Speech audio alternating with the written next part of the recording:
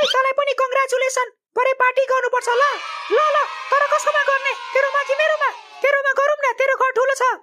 घर मात्र ठुलो छ कि अरु कुरा नि ठुलो छ के भनिस मेरो मतलब कोठा के कोठा घर मात्र ठुलो छ कि कोठा नि ठुलो छ भनेको के मैले बडा हरामी हो बेटा छोड अब मेरो चेक गर्छु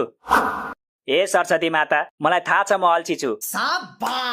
तर म कसम खान्छु यदि तपाईले आज मलाई पास गरिदिनु भयो भने म जिन्दगीभरि मेहनत गर्नेछु म यति मेहनत गर्नेछु कि तपाई खुद मेरो अगाडि आएर भन्नुहुनेछ बाबु यति धेरै मेहनत नगर यमराजले तिमीलाई हेरिरहेछ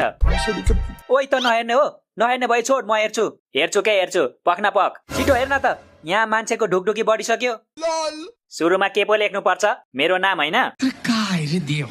नाम हैन साले सिम्बल नम्बर हो सिम्बल नम्बर हेर्न त के लेखेको छ ए सिम्बल नम्बर पो त है खोइ त मेरो सिम्बल नम्बर साले तू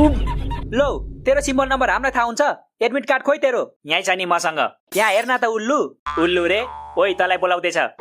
चुप लाग साले छिटो हेर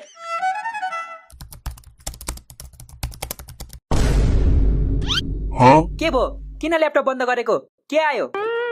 मेरो त प्लस आएछ यार कन्ट्रोल साले कुन प्लस त a plus b plus c plus कि डी प्लस गेस गर त कुन आयो होला थाहा छैन मलाई छिटो भन्न के आयो रहा नहीं जाता गेस गर त खतरा गेस गर्छ छैन र ए प्लस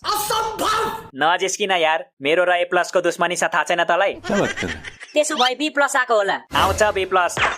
सँग त झन् 9 क्लासमै ब्रेकअप भएको मेरो त्यसो भए सी प्लस आको होला